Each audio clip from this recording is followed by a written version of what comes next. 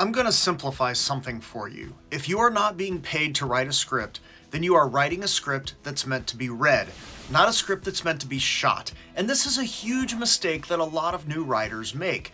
They're imagining the director and actors and DP and set deck and everyone else, but they forgot one really important person: the reader. And in the past, when I've talked about the reader, I've talked about things you should be doing. But I'm feeling a bit cheeky, and so we aren't going to talk about what you should do. In fact, we're going to hit 5 things that you really want to do if your goal is to piss off a reader. So you probably shouldn't do these things. I mean, unless you just really want to piss them off and make them hate your script.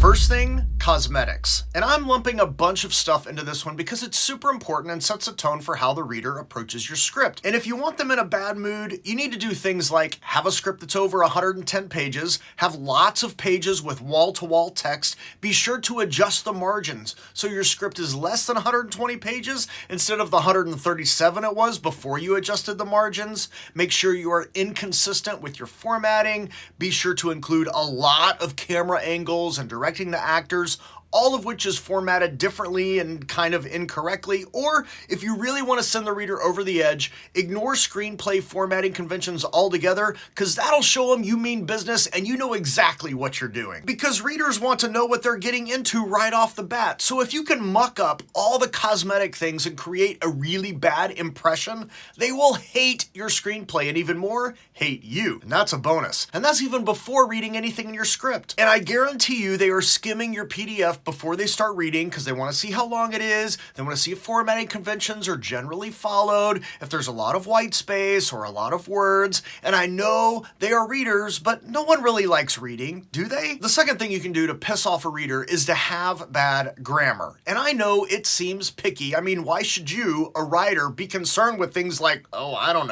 grammar and punctuation and proper spelling? It's a screenplay, for crying out loud, not a novel trying to win a Pulitzer. I mean, the reader should be reading for content and character development anyway. Grammar is so unimportant, and I get it, but it matters to readers. I mean, they don't like being distracted by misspelled words or missing punctuation. They're like Doug in Up. Squirrel, and one little thing sends them off. And if they get too many squirrels, well, now they're pissed off because they have to read so many scripts a week, and now they're having trouble getting through yours because you keep distracting them with poorly written sentences and atrociously misspelled words, and they're sitting there thinking, did Skippy here even run a spell check? Even the world's laziest people know how to run a spell check. And now they're pissed off. Congratulations. And if you really want to send them over the edge on this one, here's what you do. Make sure you have at least one grammar mistake in the very first sentence of your screenplay. I mean, if you're trying to communicate that you really care about your story, and the story is way more important than the grammar,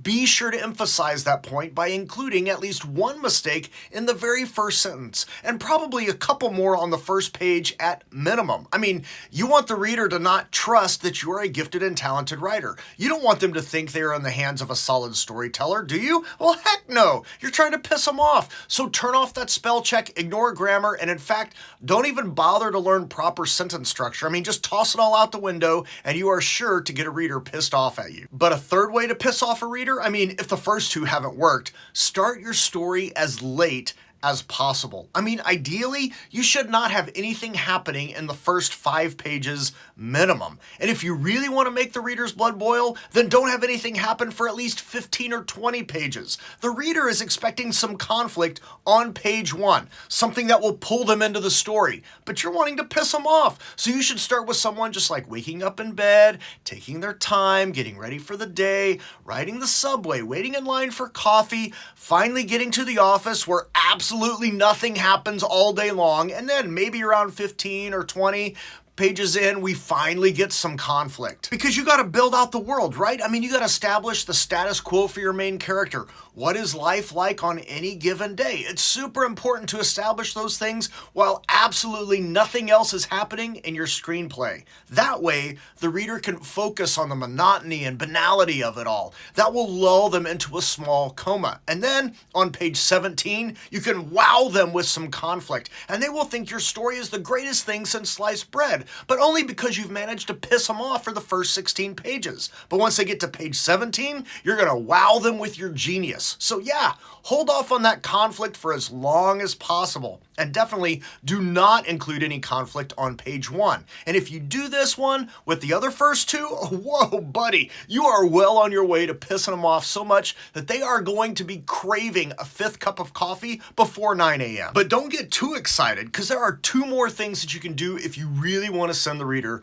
over the edge. And the number 4 way to really piss off a reader, make sure you do not have a coherent story. Because a story is about someone who wants something badly, they're having trouble getting it, and they get it or they don't. That's what the reader is expecting to find when they're reading your screenplay. But not when you're trying to piss them off. Oh no. Make sure the reader can't even figure out who the main character is, because you've got so many people and you've created a massively complicated series of events. And I say series of events because that's all you're including. It's not a story. You're not trying to do that. You just want to confuse the reader. And all this makes them really angry. So you shouldn't have a clear protagonist, and probably like 4 or 5 antagonists, and the main character should be pursuing something that is not measurable or tangible, like they want to be a rock star or something like that. I mean, who cares if the audience knows if the character gets it or not? I mean, the main character shouldn't even know if they get it or not. And don't forget, the reader is expecting the main character to have plenty of obstacles and difficulties to overcome, so make things super easy for your main character. So easy, in fact, that they could have completed whatever they were wanting to complete on page 7 if they really wanted to. But instead, you have them wandering all over God's green earth for who knows why, and you're doing it for the sole purpose of pissing off the reader. And if you do this,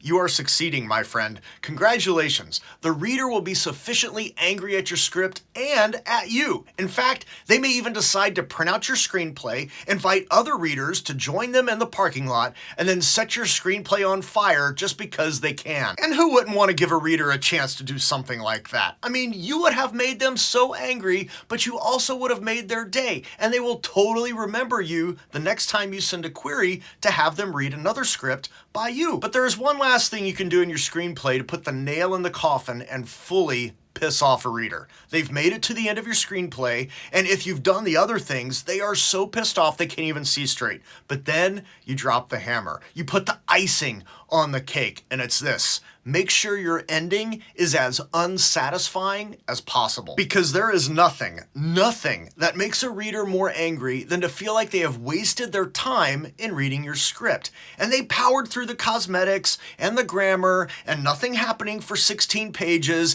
and the confusing story, but they're hopeful there will be something worth salvaging in your script that they've taken time to read and that they have to write a report on, so they are looking, scrounging for something, anything good, and all that's left is the ending. But you're trying to make them angry, so you take the satisfying ending away from them too. And you can do this in a lot of ways. One is just stop writing. I mean, that's the obvious one, but that's kind of cliche, so you probably shouldn't do that. You could have one of the characters just suddenly wake up and realize that the whole script was actually a dream and nothing really happened. I mean, that's a classic. Or you can kill off whoever it is you think is the main character, but do it in such an unsatisfying and nonchalant way that the reader is wondering, wait, did that just happen? That's another solid option. Or, and this is my personal favorite, make sure you don't resolve anything but make a really big hint and implication that the sequel will provide the answers the reader is looking for. I mean, you've created this world and everything. Of course